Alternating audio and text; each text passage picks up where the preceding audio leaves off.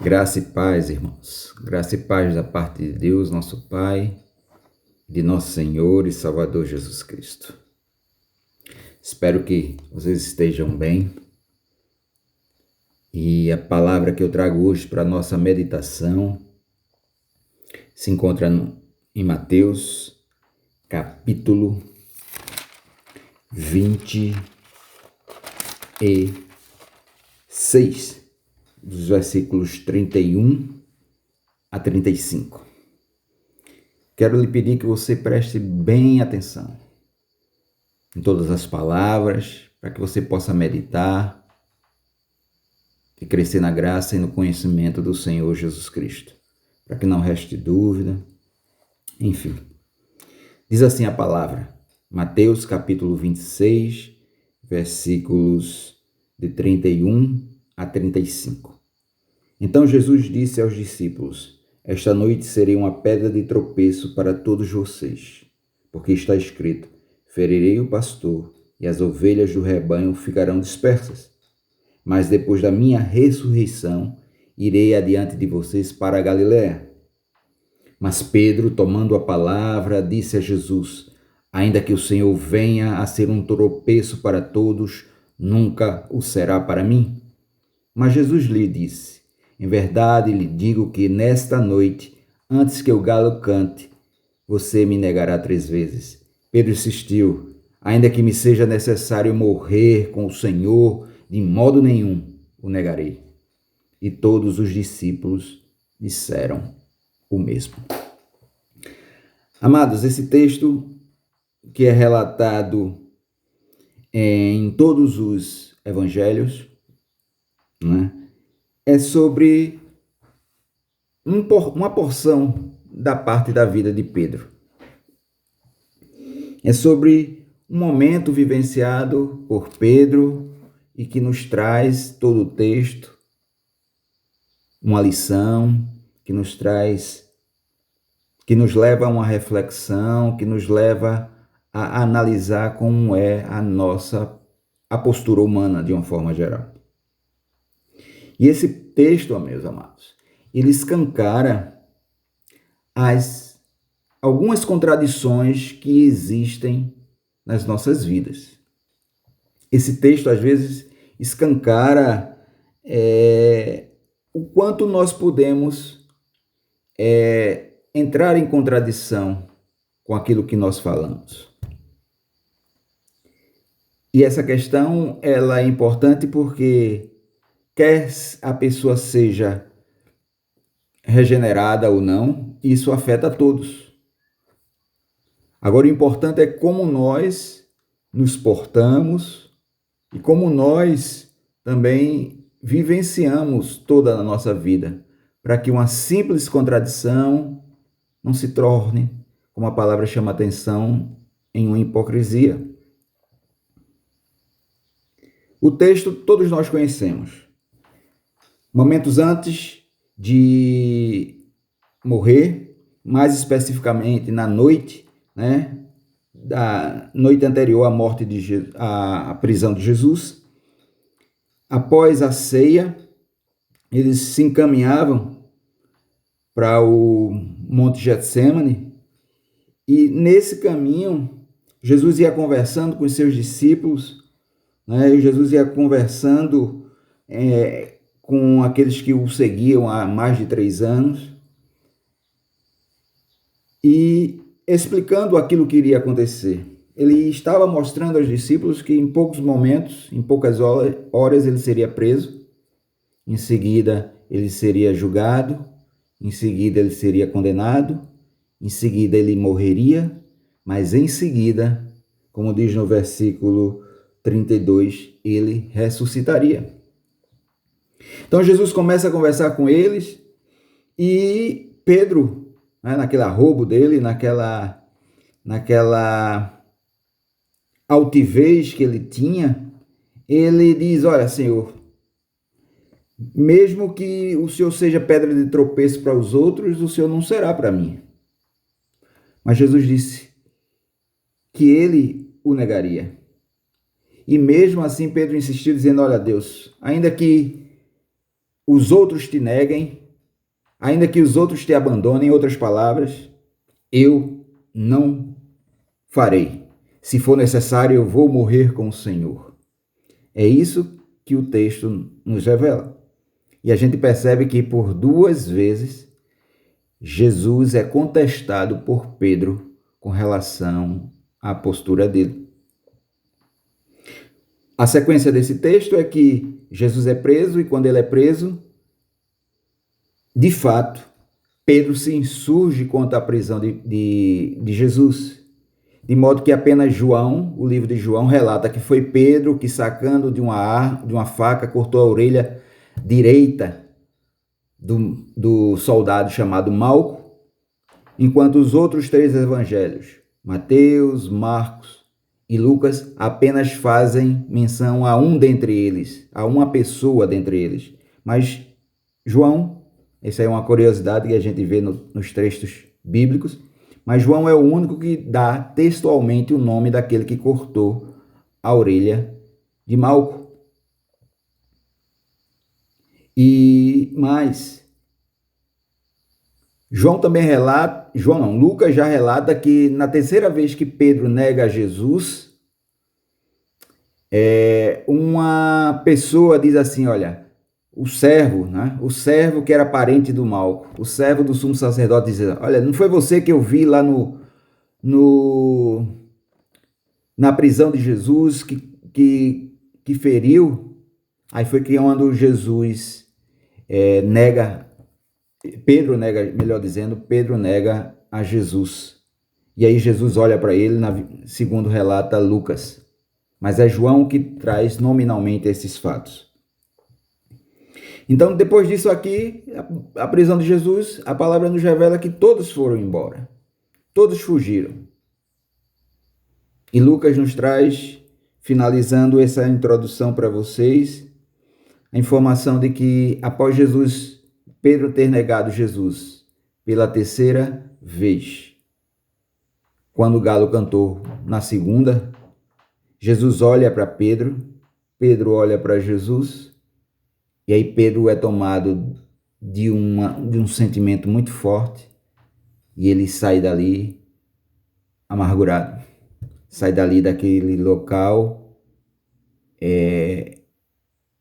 desgostoso com tudo aquilo que havia acontecido, profundamente contristado com tudo aquilo que havia acontecido.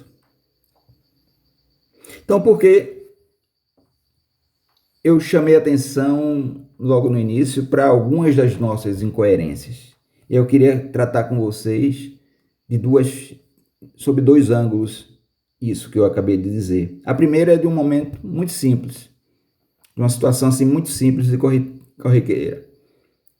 Quantas vezes a gente diz ao Senhor, hoje eu vou ler a tua palavra, e a gente não lê? Quantas vezes eu dizer, olha Senhor, hoje eu vou tirar meia hora para orar, e a gente não ora? Quantas vezes a gente diz assim, Senhor, hoje eu vou entregar o teu dízimo, não vou permitir que as minhas outras obrigações impeçam de eu reconhecer a tua soberania na minha vida. E aí chega o final do mês, quando a gente menos espera, o dinheiro já foi embora, porque a gente gastou em outras coisas e muitas vezes até se endividou e deixou de entregar o dízimo ou a oferta ao Senhor. Essas são apenas 3 situações que eu exemplifico aqui, que mostram muito bem, muito claro, essas contradições que nós muitas vezes vivenciamos no nosso dia a dia. É bem verdade que é de uma forma muito simples, de uma forma muito fácil de compreender. Existem outras contradições muito maiores, mas essas apenas que eu citei são muito simples. E a gente se percebe que muitas vezes a gente fala coisas da boca para fora, como se quisesse convencer ao Senhor de que nós estamos crescendo, que nós estamos melhorando, que nós estamos mais próximos dele. E aí, situações como essas, que foram na vida, que aconteceu na vida de Pedro e acontece na minha e na sua vida, nos mostram que a gente não cumpre aquilo que fala, muitas vezes.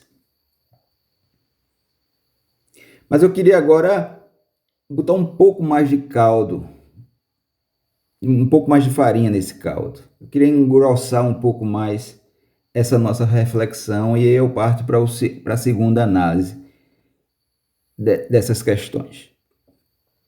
Se a gente voltar 2 capítulos lá de Mateus, a gente vai para o capítulo 24.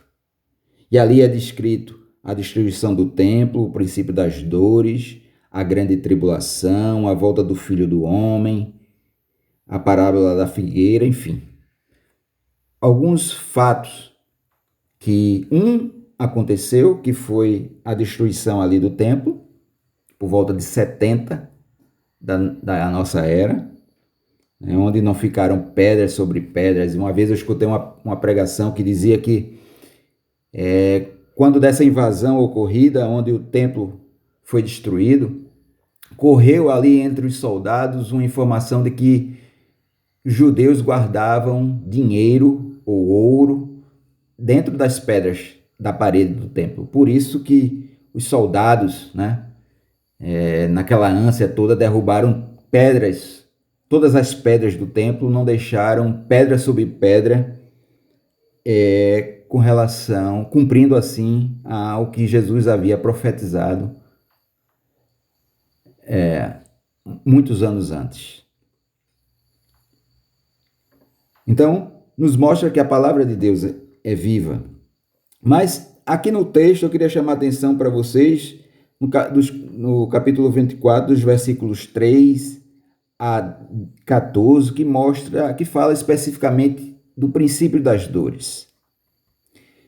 Diz aqui no versículo 9 que vocês serão entregues para serem maltratados e eles os matarão.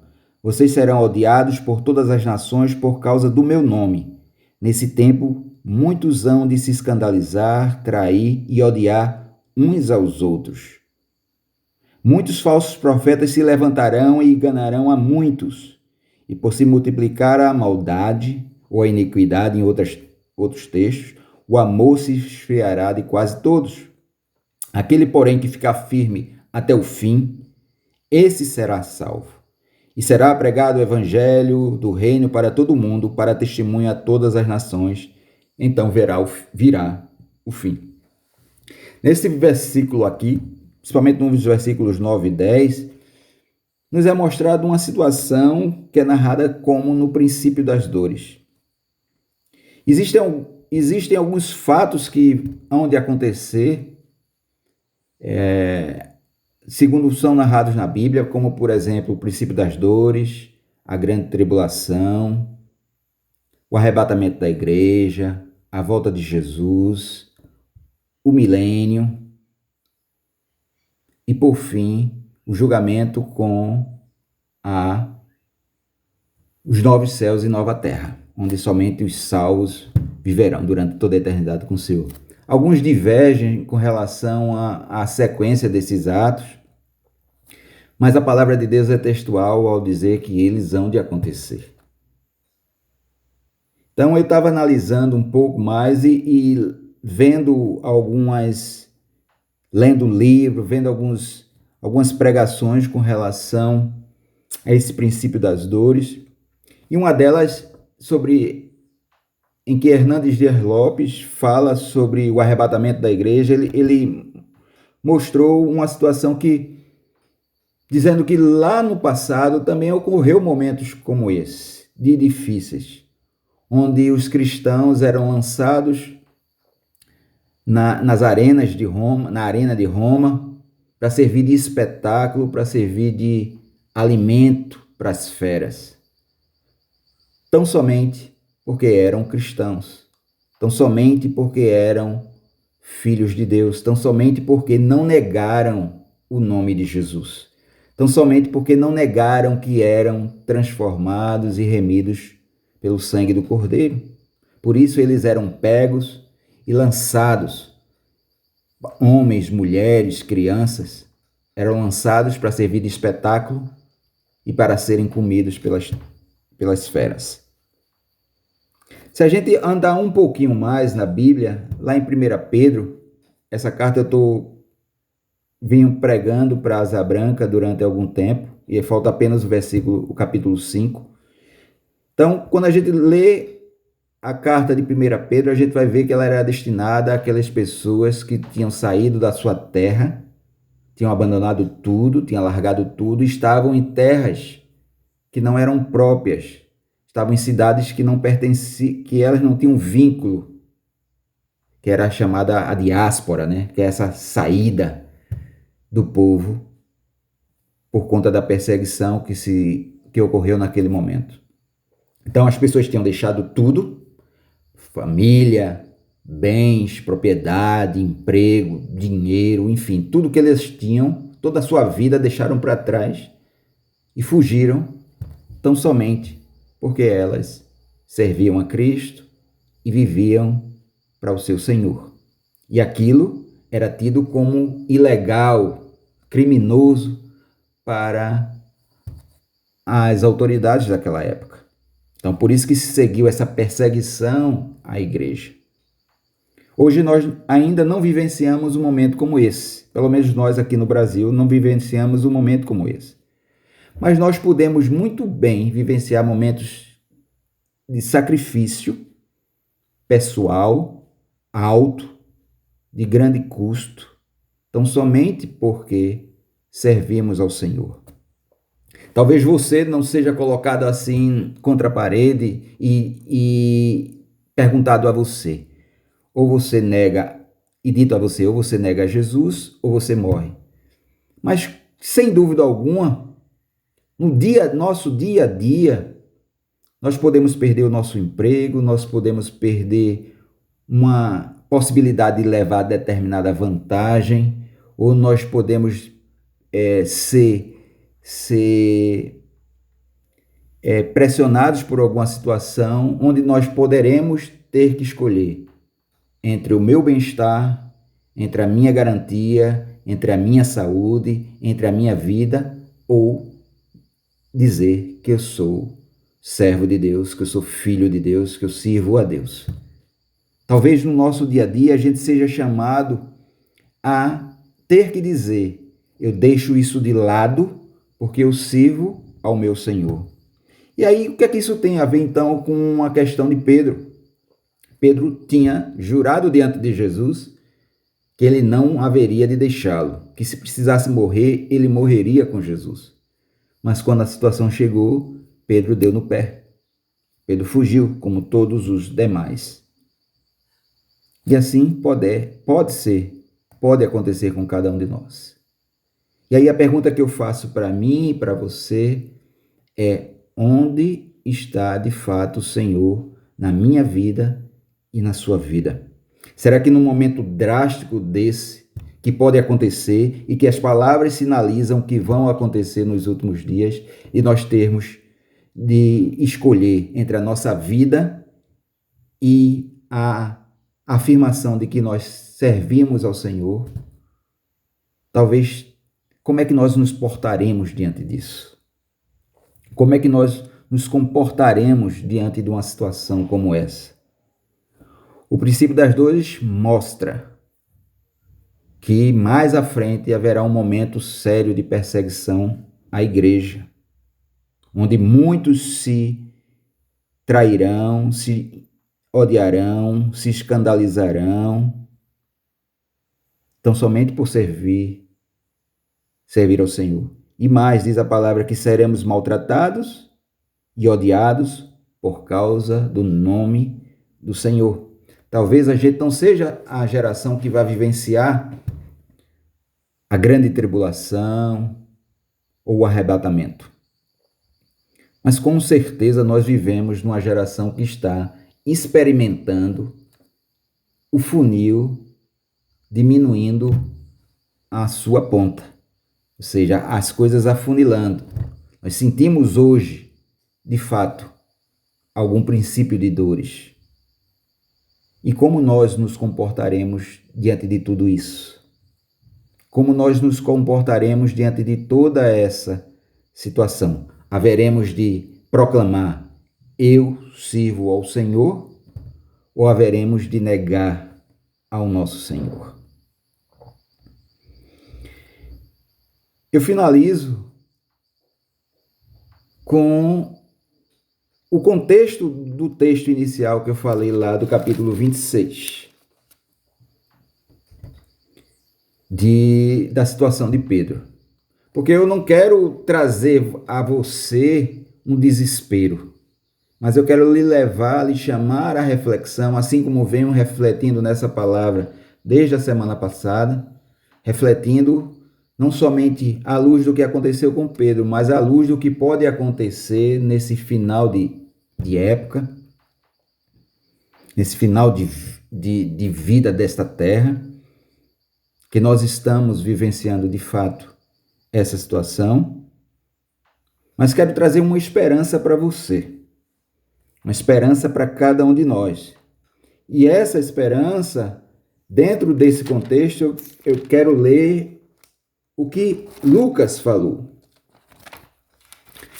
Era o mesmo texto, mas só que agora narrado por Lucas, que está lá no capítulo 22, versículos de 31.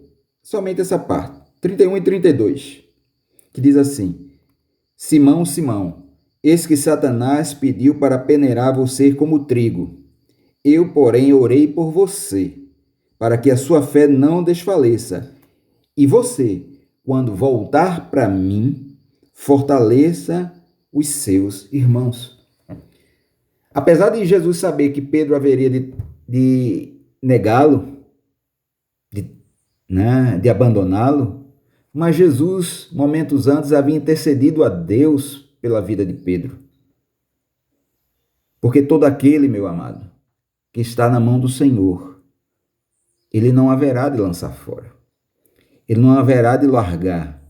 Ele não haverá de dizer. Nesse mesmo vídeo que eu falei sobre o Hernandes Dias Lopes, ele narra que ele faz a seguinte pergunta: quantos se perderão?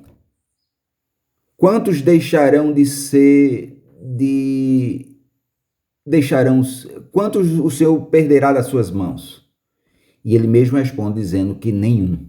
Por quê? Porque a palavra mesmo nos mostra que ninguém que tenha ido a Deus através de Jesus, ou que tenha ido a Jesus levado por Deus, ele haverá de lançar fora, ou essa pessoa haverá de se perder. Mas o próprio texto nos chama também a atenção de que nós devemos lutar para que entremos pela porta estreita. E a palavra de ânimo para cada um de nós é que, se você olhar toda a Bíblia, você vai ver a Bíblia escancarando o pecado, mostrando o erro, mostrando aquilo que não estava certo, em várias situações, mas, ao mesmo tempo, do outro lado, estava a porta da graça escancarada. Deus, quando olha para a humanidade, vê uma humanidade perdida por conta dos seus delitos e dos seus pecados. Mas ali está a porta da graça que Ele mesmo cuidou de abrir. E essa porta da graça se chama Jesus. Se nós entrarmos por ela, se nós vivermos a vida dele, nós de maneira alguma seremos lançados fora. Deus nos conhece desde o primeiro dia, e o salmista nos revela que Ele nos conhecia desde o tempo que nós éramos informes. Então, nada que nós fizermos para Deus vai ser surpresa. Mas Ele nos amou mesmo assim.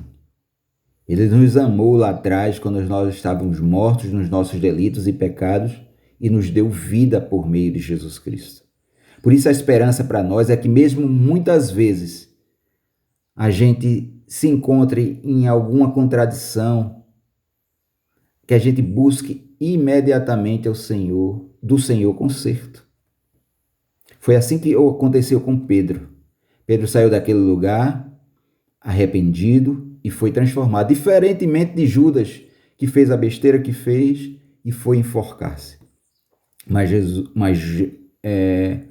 Pedro, com arrependimento, conseguiu de Deus transformação. E a gente vê tudo aquilo que Deus fez através de Pedro, a partir de Atos dos Apóstolos. Então essa é a nossa esperança.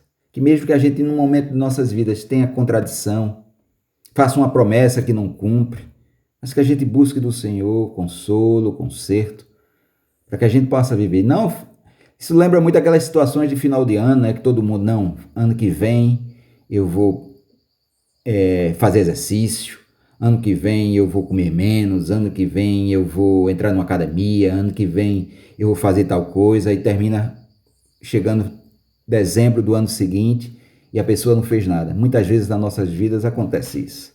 Mas quando acontecer, para que isso uma contradição não vire, por exemplo, hipocrisia, que é muito mais grave, onde a gente, na hipocrisia, você não vive aquilo que fala. É como aquele velho ditado que diz: faço o que eu faço, mas não faço o que eu digo.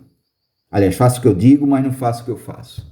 É como esse ditado que nós muitas vezes ouvimos no nosso dia a dia. Então a palavra de esperança que eu quero trazer para o meu coração e para o seu é essa: que mesmo havendo uma contradição na nossa vida, mesmo a gente tendo feito ao Senhor uma promessa de que ia agir de determinada forma, se a gente for para Ele, se a gente buscar a sua presença, com certeza Ele vai completar a boa obra que Ele fez na vida de cada um de nós. Mas como é que nós vamos chegar num momento difícil de nossas vidas? Se nós não nos alimentarmos, se nós não vivermos essa palavra, se nós não andarmos de acordo com o que ela nos ensina a cada dia. Como estaremos? Se no momento de pouca dificuldade nós erramos diante do Senhor, o que será no momento de grande e de extrema gravidade? Se nós não estivermos alimentados, se nós não estivermos sendo tratados pelo Senhor no nosso dia a dia. Então, que Deus te abençoe, que Deus me abençoe, que essa palavra encontre no nosso coração lugar, que a gente possa meditar nela todos os dias, assim como diz o livro de Provérbios, meditar nela todos os dias. Que Deus nos abençoe e nos prepare a cada dia, e que nós, naquele dia, quando nós estivermos diante do Senhor, estejamos de pé na sua presença, porque Ele, ao longo de toda a nossa vida, nos amparou e nos transformou. Amém? Em nome de Jesus, a graça e a paz.